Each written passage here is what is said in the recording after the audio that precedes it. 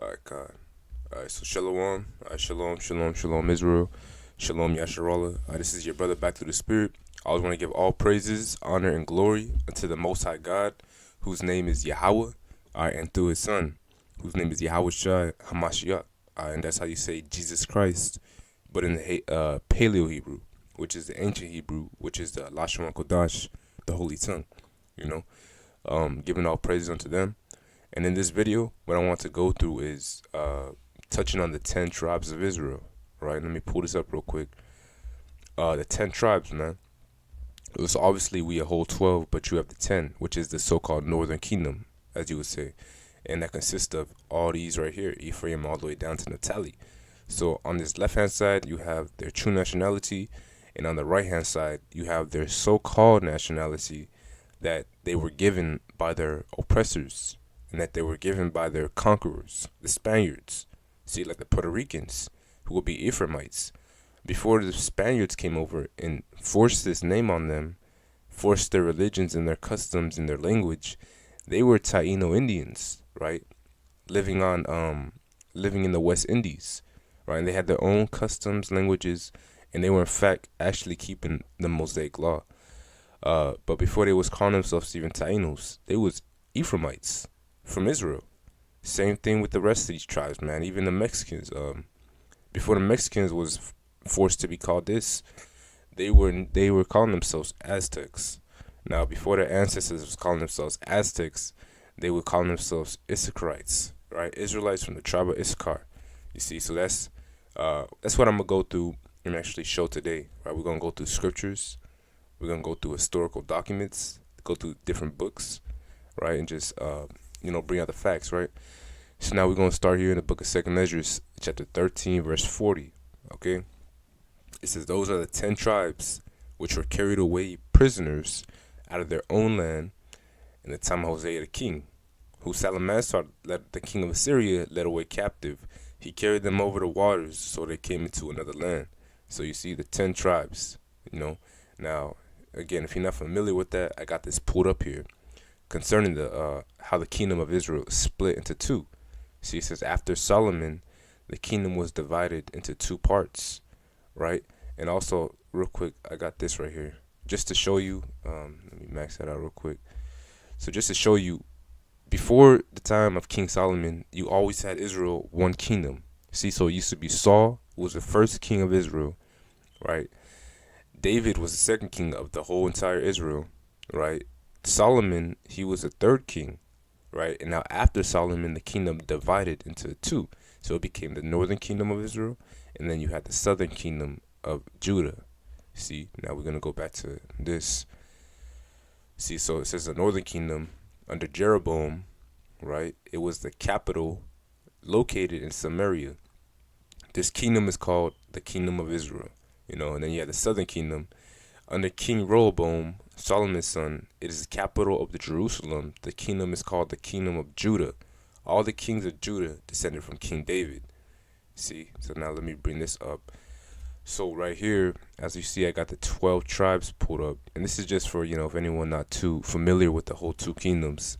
You got the 12 tribes of Israel, and you got the southern kingdom, which the southern kingdom consists of these three tribes, which is Judah, which today would be the so-called Negroes, Benjamin, which today would be the so-called West Indians, and Levi, which is today the Haitians. So this would be the so-called southern kingdom, right? Now, here we got the northern kingdom. It will consist of Simeon, which is today the Dominicans, Zebulon, which is today the Guatemalans, the Panamanians, Ephraim, which is today the Puerto Ricans, Manasseh, the Cubans, Gad, today the North American Indians, Reuben, Seminole Indians, Naphtali, from Argentina and Chile, Asher, the Colombians in Uruguay, and Issachar, which would be the Mexicans. See, so those would be considered the 10 tribes, or you would say the northern kingdom, right? Now let's go back to the scriptures. Those are the 10 tribes, alright? And now the 10 tribes too, again, Salakia, these tribes are really the really Hispanic speaking tribes, right? The Spanish speaking tribes, the Native Americans, Seminole Indians, right? because they were all pretty much in the same captivity, and they all got conquered pretty much by the same people. 10 tribes, which were carried away prisoner out of their own land in the time of Hosea the king, whom Salmanasar, the king of Assyria, led away captive. He carried them over the waters, so they came into another land. Right now, this is right. This is really the account right here about them going into captivity. It happened in 722 BC. Right. It says in 722 BC, 2 to 20 years after the essential deportation, the ruling city of the northern kingdom of Israel, right, which is the 10 tribes, Samaria, was finally taken by Sargon II after a 3-year siege started by Salmanasar. Right, so this is how it happened, man. Against him came up Salmanasar, king of Assyria. Hosea became his servant and gave him presents. So this is talking about their first carrying away, which is into Assyria, verse 41. But they took this counsel amongst themselves that they would go leave the multitude of the heathen and go forth into a further country where never mankind dwelt.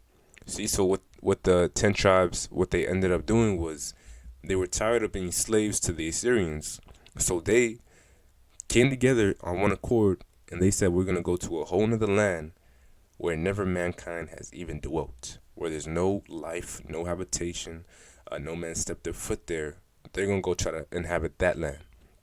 Now, where did they go to inhabit? Let's go look at the map. So if you actually look at the habitations of these people, the so-called Aztecs, today we know that they inhabited so-called Mexico, right? But before it was called Mexico, they actually called it a land named Teshla. And before they got here, nobody was there, man. You can look up the history. Nobody was in this certain region, right? When they found it, it was a swamp, it was a wilderness, and they just called it Teshla, and they started their own little civilization. And we know that the Native American Indians, they came over here to the North America, okay? And they even up here too in Canada, man. So they came up here and they were the first people to find it. Nobody was ever there before the so-called Native Americans touched this land.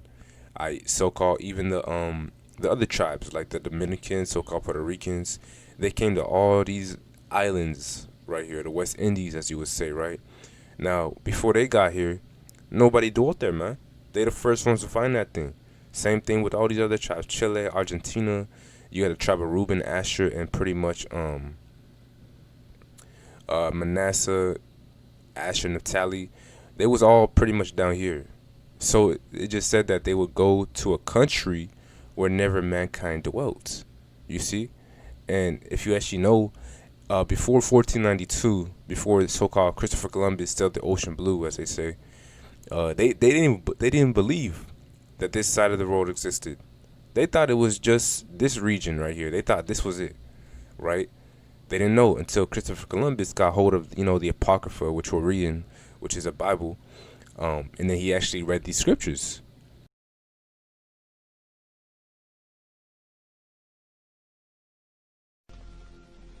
Why do you wish to sail west?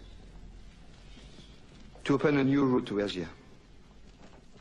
Asia is the richest kingdom, the land of spices and gold. At the moment, there are only two ways of reaching it. By sea, sailing around the African continent. The journey takes a year. Or by land. But the Turks have closed this route to all Christians.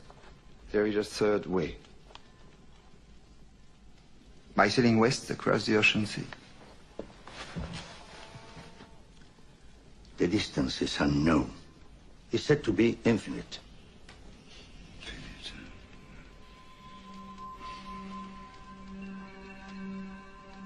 Superstition.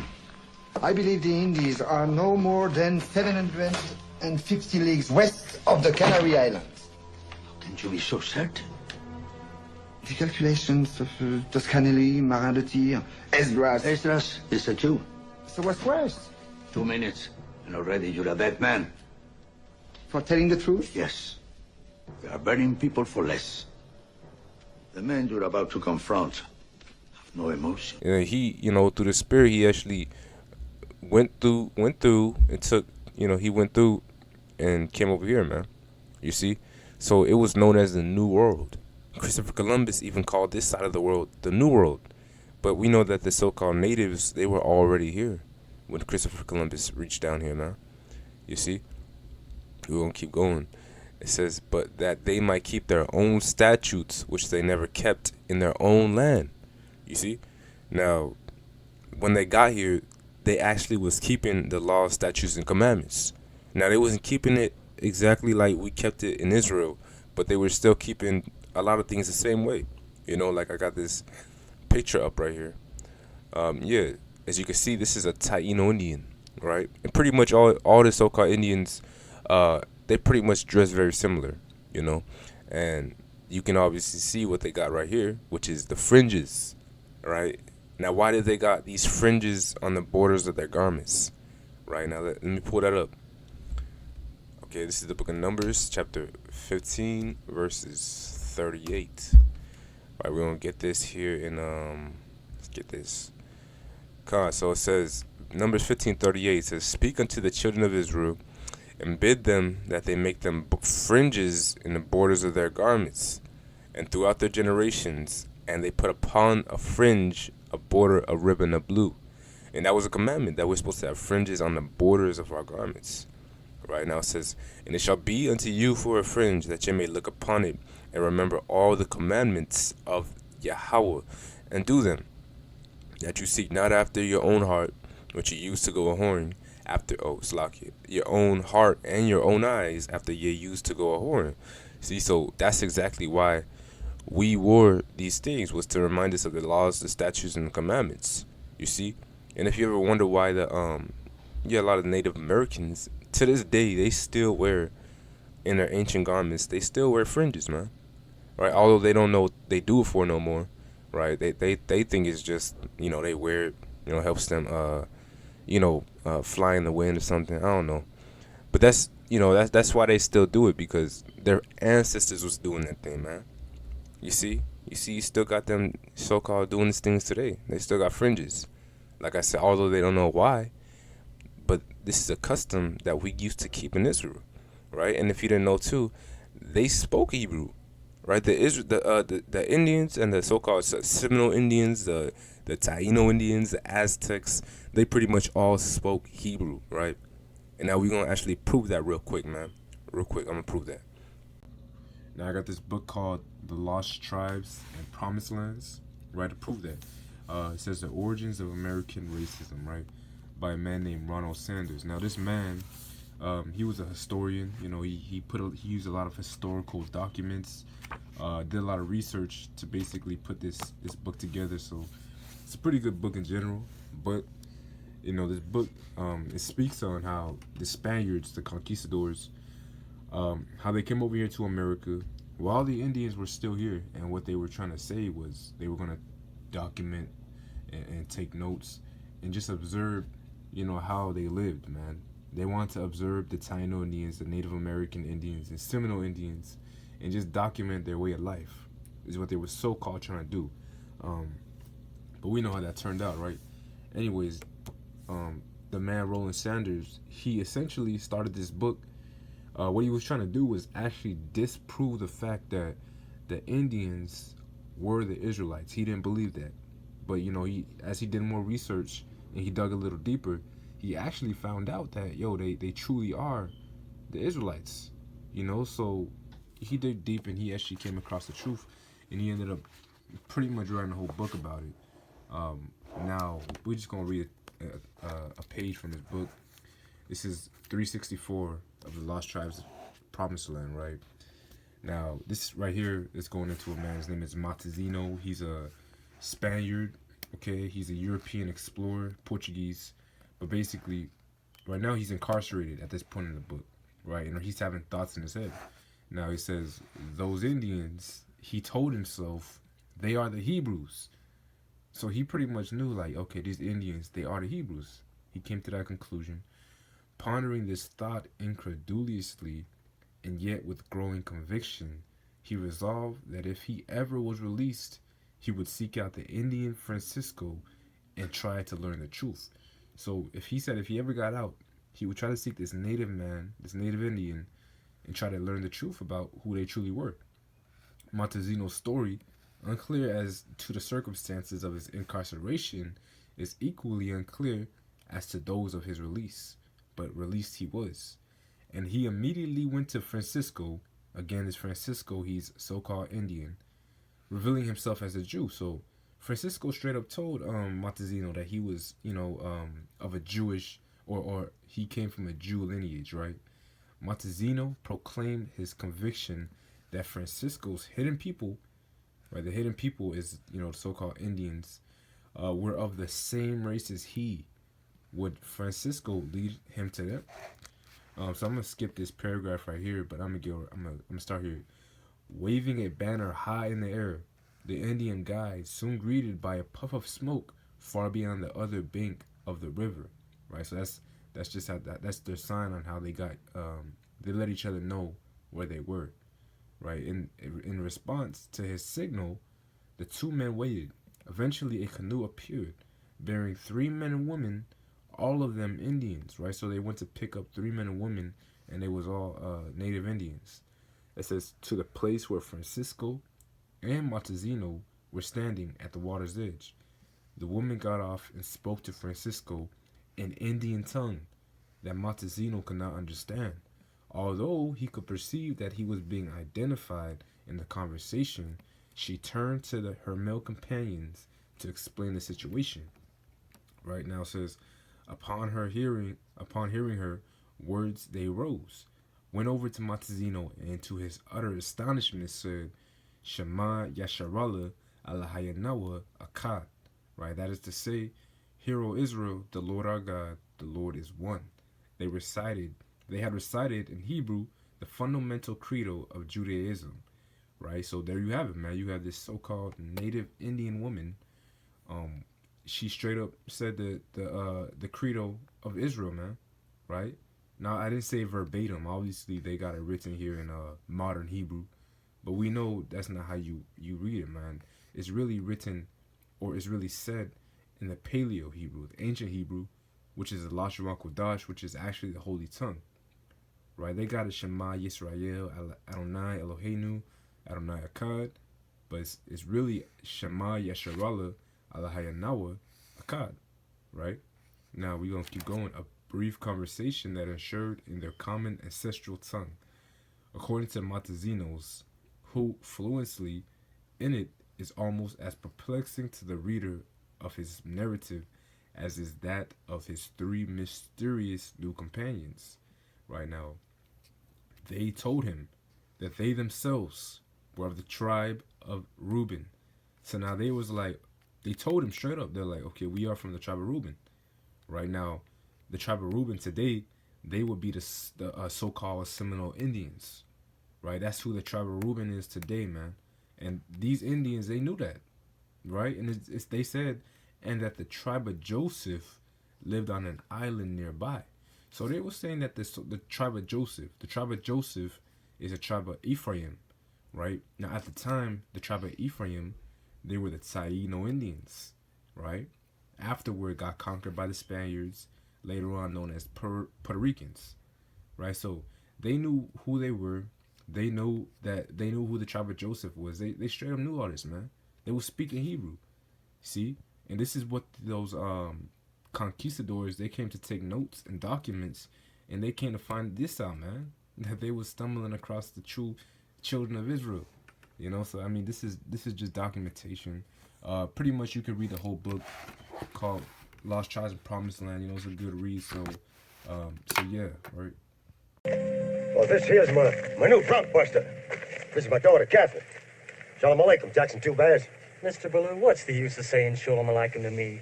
I'm a full Sioux Indian. I'm not one of the chosen people. All right, go ahead being stubborn if you want it. Well, I ain't stubborn. Oh, not much you ain't.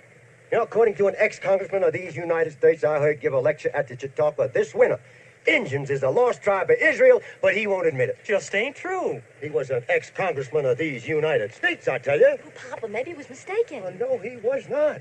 Jackson just got a mean, stubborn streak in him is all. I brought Mr. Bernstein, the telegraph operator, out here from town last month, and he stood right where you're standing now, and he talked Hebrew at Jackson for 10 minutes by my watch, and Jackson pretended he didn't understand a word. Now, I call that stubborn. Well, I didn't understand a word. You see what I mean? Now, you get that trunk down out of there. I'll get the sergeant. Yeah, so now we're going to actually read a little more proof on how they actually did in fact speak Hebrew right now. This is the scattered Hebrews, tribe of Joseph. This is actually just a synopsis on the book we just read. This is because of the blessings and favor of Joseph, he was allowed two tribes through his sons Ephraim and Manasseh. So Joseph, that's how Joseph, that's how now you have on the 12 tribes. You don't have Joseph, you have Ephraim, and you got Manasseh. That's from his two sons, right? And they make up two tribes. It says, I brought up journal entries from European explorers that ran into some of the tribes of Reuben in Quito, Ecuador, that had stated that the tribe of Joseph was living on an island nearby, right? And this is exactly what we just read. You had like Montezino, and you had the Indians, right? I brought this up in the tribe of Reuben article. It says, where they were alleged to be in need of education, although they spoke Hebrew, they can neither read nor write it. The Taino natives of Puerto Rico, Boricua, are the Ephraimite Hebrews they were speaking of. Here yet another author notes, natives among the West Indies speaking corrupted Hebrew. Right now we're going to read it. Now it says, Roland's chief argument in support of his view is the language of the Indians in Hispaniola, Cuba, Jamaica, and the adjoining islands. He contends that it has many resemblances to Hebrew. In fact, he calls it to be corrupted Hebrew. He asserts that such names as Cuba and Haiti are Hebrew, and that they were first applied by the earliest Kakis, the chief or leaders, right, who discovered and peopled the islands. It says the names of rivers of the persons in use among the natives are derived from the Hebrew. For example, Hena from the Hebrew, Ain, stream, Yons, Jonah, Yike from Jacob, or you say Yaquab.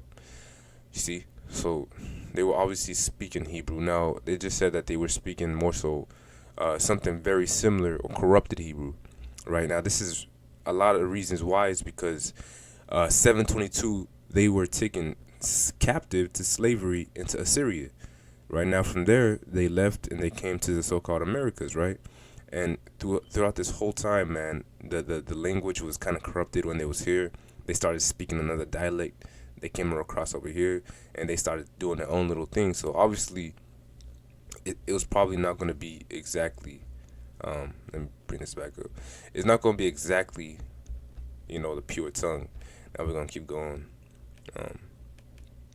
It says this consistency in native speaking Hebrews may explain why some believe that Christopher Columbus was actually looking for the unidentified Asareth, as stated in 2nd Esdras 13. America's. Okay, so yeah, that's exactly what that's talking about. That Christopher Columbus was actually looking for the Americas, and he knows that it was Asareth, right, which we're actually about to read. It says, at the time, considering how many Hebrew interpreters he had with him during his voyage, right? So now we're going to find out Christopher Columbus, he actually had Hebrew interpreters. Luis de Torres, a Jew who had occupied a position under the governor of Murcia, and who was baptized shortly before Columbus sailed, and he understood Hebrew, Chaldee, and some Arabic. Columbus employed him as an interpreter. Right, Alonso de la Calle was also of Jewish lineage. His name was derived from the Jews' lane, from which he came. He died in Hispaniola, May 23rd, 1503. Rodrigo Sanchez of Sigvoya was a relative of the treasurers Gabriel Sanchez, and he took part in the first voyage at the particular request of King Isabella. The ship physician, Maestri Berno, and the surgeon, Marco were also of Jewish stock. So right, man. So Christopher Columbus, when he came down here, he took with him Hebrew and Jewish speaking people. Why? For interpreters, man. He was trying to interpret. He was trying to use them so that they can speak to the Indians, man. Because the Indians and the Aztecs and the Taínos, all of them were speaking Hebrew, right? So this is just more proof, man. Just kind of showing you that they in fact did speak Hebrew, man. That's the language that the ancient natives were speaking, man. Right. Now we're gonna keep going back to this. In Second Esdras 13:42, it says that they might keep their statutes which they never kept in their own land. See, like I said, they were still keeping the fringes, and also I got this up to here. This is the Aztec and Maya law. So these are the Mayans and the Aztecs. These are the laws that they were actually upholding within their own society. Now you can read a lot of these. It's very similar to the actual Mosaic law or the Torah. I'm gonna go here, man. Right? It says adultery was a capital offense for the guilty couple, for those who were aware of the offense and failed to report it. Hey, and that in itself, Salakia, that in itself was a law within Israel, man. Now, let me pull this up, man. It just said it was a capital offense if you knew about the report, but you failed to actually report that thing. Now that actually is even in the law, man. Salakia. Leviticus 5:1. Right now we're gonna bring this up here and let's just get it here. So it says, this is Leviticus 5:1, right? It says, and if a soul sin and hear the voice of swearing and is a witness, whether he has seen it or known it, if he do not utter it, then he shall bear his iniquity. Now what that means is, if you see somebody do something like a sin, but you keep it to yourself and you don't let the people know, you can get in trouble for that same sin, man. Let me get another translation. That might have been a little hard for some people. It's if anyone sins because they do not speak up when they hear a public charge to testify regarding someone they have seen or learned about, they will be held responsible.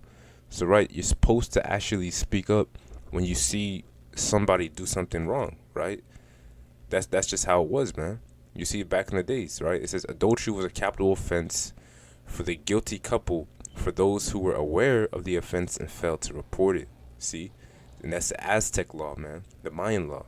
Men were punished for adultery only they had relations with a married woman. And that pretty much goes with our law too, right? A man, if he was committing adultery with a woman who was married, that's adultery. Now, a man can actually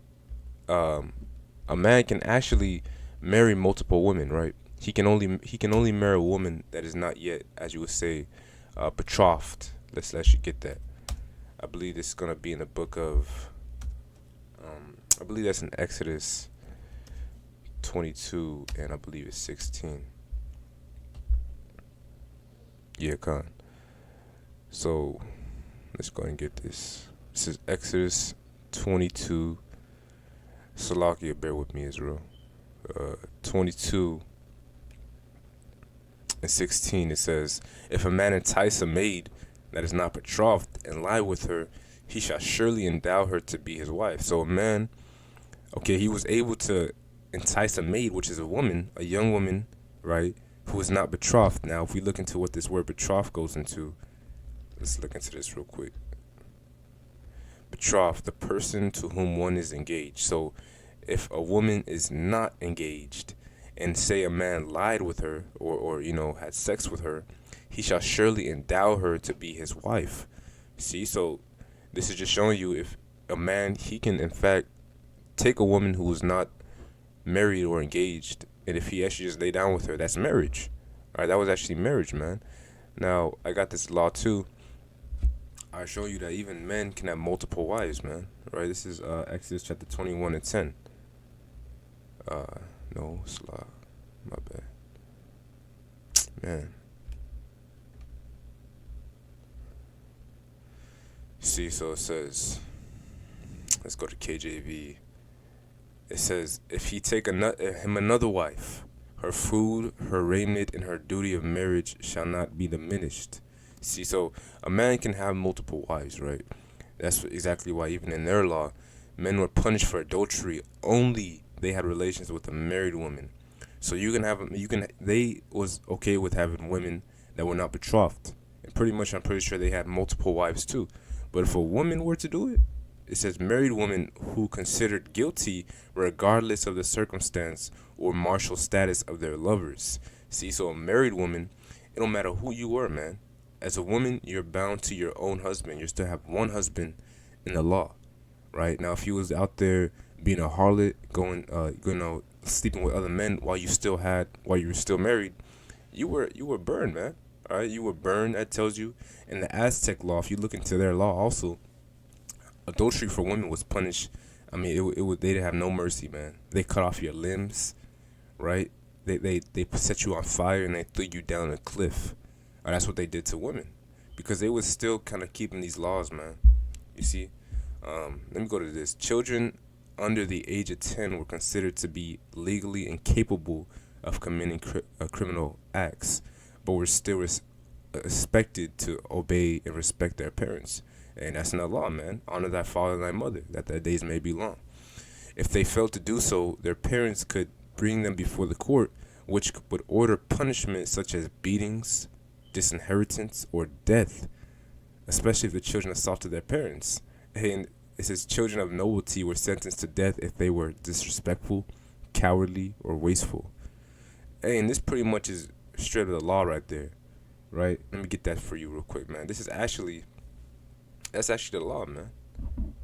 Right now, we're gonna get this Deuteronomy. I believe it's in the book of Deuteronomy 21 and 18.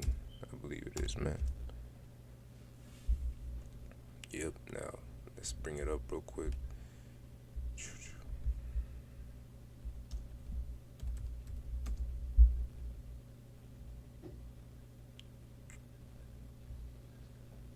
So now this is the law, right? It says, if a man have a stubborn or rebellious son, which he will not obey the voice of his father or the voice of his mother, and that when they have chastened him, will not hearken unto them, right? So if a man just stubborn, gluttonous, rebellious, he don't want to do anything that the parents say, even when they chasten him, it says, then shall his father and his mother lay hold on him, meaning grab him up, and bring him out unto the elders of his city, and unto the gates of his place. So they're going to bring him up to the leaders, right?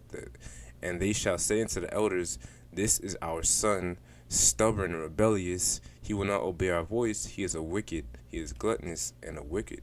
It's a glutton and drunkard. And all the men of the city shall stone him with stones that he die. So that shall put away evil away from among you, and all Israel shall hear and fear. Now that's exactly what even the Aztecs were doing, man.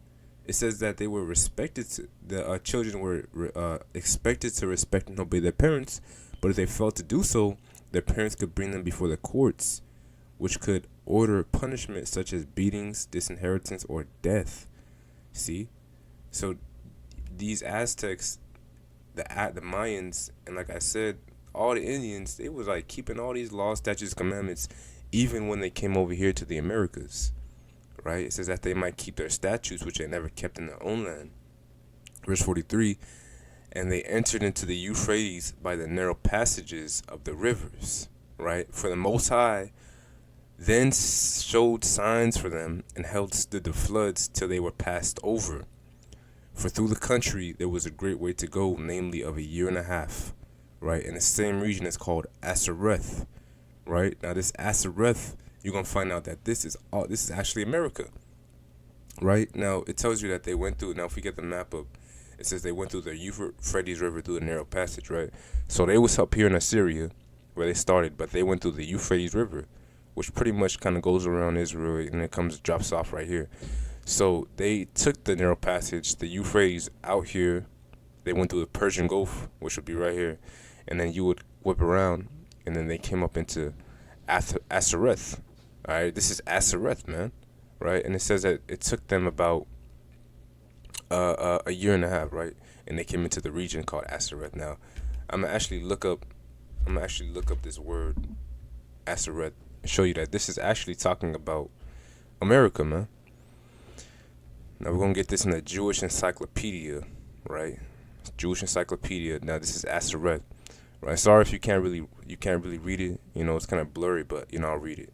It says the name of the land, Asareth, the name of the land beyond the great river, far away from the habitation of man, in which the 10 tribes of Israel will dwell, observing the laws of Moses unto the time of restoration, according to Esdras, right? Now, Columbus identified America with this land.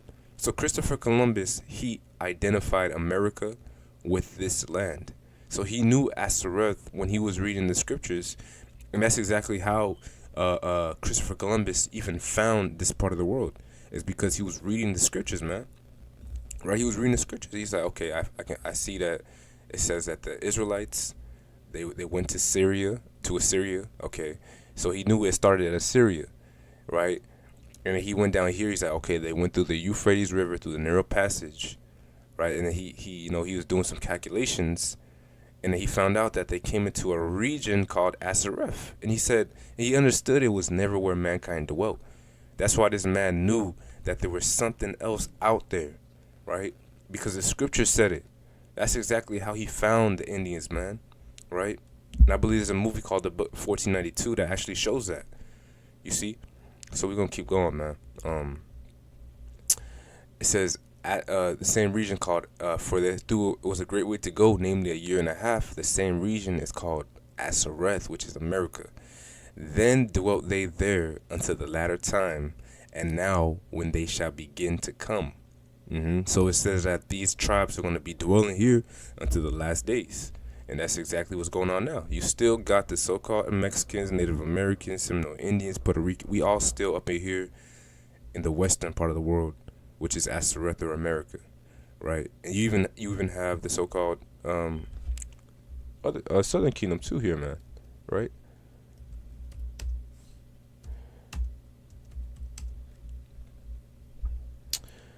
Right, and this is what the Mosaic says. Right, this is Jeremiah 50 and 33. It says, "Thus saith the Lord, the children of Israel, which is the northern kingdom, and the children of Judah, which is the southern kingdom, were oppressed together, and all that took them captives held them fast. They refused to let them go." See, so that you got us here together here in America, Asareth. You see, we all up here, man. Right, we supposed to be over here, but they got us all up here, man. You see, because the Lord said that we're going to be here oppressed together until the latter days. You see? Now, let me bring out a couple more scriptures, man. Just a few more scriptures concerning these other tribes, man. So, let me get this in. I believe it's going to be Jeremiah. I believe it's 12, and I believe it's 9. Yep. So, Jeremiah chapter 12 and 9. What I want to go. So the Lord says this about his heritage. KJV says, King James Version Bible, it says, "Mine heritage is unto me as a speckled bird." It says, "The birds round about are against her. Come ye, assemble all the beasts of the field, come to devour." See, the Lord said that my heritage is unto me as a speckled bird. Now let's look up what a speckled bird looks like real quick, man. Now, why did the Lord say his heritage is like a speckled bird? Search this up. A speckled bird. So this is a speckled bird, man. Meaning it has all kind of colors on it, man. You can see here. It got some black on there. Got a lot of white spots, a lot of brown. It's all kind of colors, man. Meaning that the Lord, his heritage to him, it's we have all kind of different shades, and nationalities out here. We come in all different colors, man. Let me actually show you this real quick. 12 tribes of Israel chart. Now, let me bring this one up. This is a good example, right? So now, let's see if we can. Salakia, bear with me, Israel.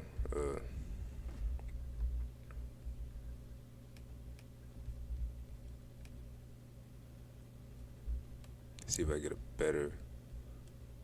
There you go. Alright, so yep. So as you can see, Salah. So as you can see, the 12 tribes of Israel. Now, look at us, man. As a people, we come in different shades and colors, man. You got the darker skin tribes, which would be like Benjamin, which is Jamaicans, Levi, the Haitians. You got the so-called Negroes, tribe of Judah. You got the darker skinned people, and even within our tribes, we have even light skins. We have very very pale skin.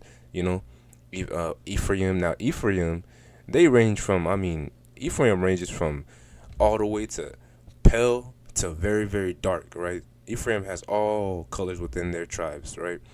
Same thing with each and every tribe, man. Manasseh, Asher, Naphtali, Issachar. You see, all of them pretty much. The Lord said His heritage is like unto them as a speckled bird. You see, so we come in all shapes, all sizes, all shades. Um, Let me bring this out too, man, concerning the tribe of Ephraim. Right. This is the book of Hosea, chapter I believe 7 and 8. Right now, let me see if I get into KJV. Now this is Hosea 7 and 8. It says Ephraim. Now we know Ephraim. That's a tribe of that's the so-called Puerto Ricans today. Ephraim has mixed himself among the people. It says Ephraim is a cake not turned. So the tribe of the Puerto Ricans, the Lord said that he's a cake not turned. So imagine you making pancakes. Now, if you keep a pancake on one side, you don't flip that thing. One side's gonna be black, and one side's not gonna. It's gonna be uncooked. You see, and that's exactly what the Lord is saying about Ephraim, man. That they come in all shapes and all colors. Right now, let me actually look up Puerto Rico, man. Let me see.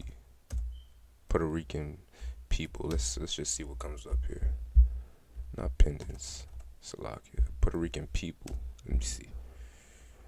Yeah, so look at this, man. Come in all different shades and colors, man. You see? Let's see. See, look, man. You got very dark skin. See, Puerto Rico, man, it ranges from very, very, very, very light skinned people to very, very dark skinned. That's exactly why the Lord said Ephraim is a cake unturned. Look at this. You got dark skin, very dark skin. It goes lighter, middle, and then let's try to see. We get some more pictures out here. Yep. Let me see. See, look, man. The Lord said, "My heritage is like unto me as a speckled bird." See, you got very, very light skin. You got on the back, you got very dark skin. The Lord. That's what the Lord's saying, man. Is His heritage is like a speckled bird, and even Ephraim is a cake not turned. He is mixing himself among the people. So let's get this one in the book of Isaiah, chapter. Let me see.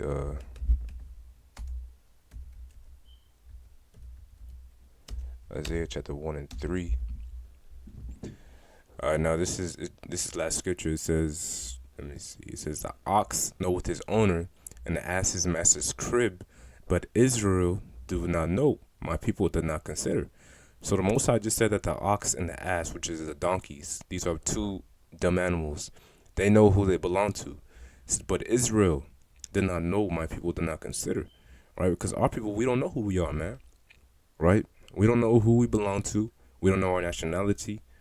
Okay, we're mixed. You see a lot of our people out here just, we have no understanding of the scriptures, man. That's why the Lord said, my people are destroyed for the lack of knowledge.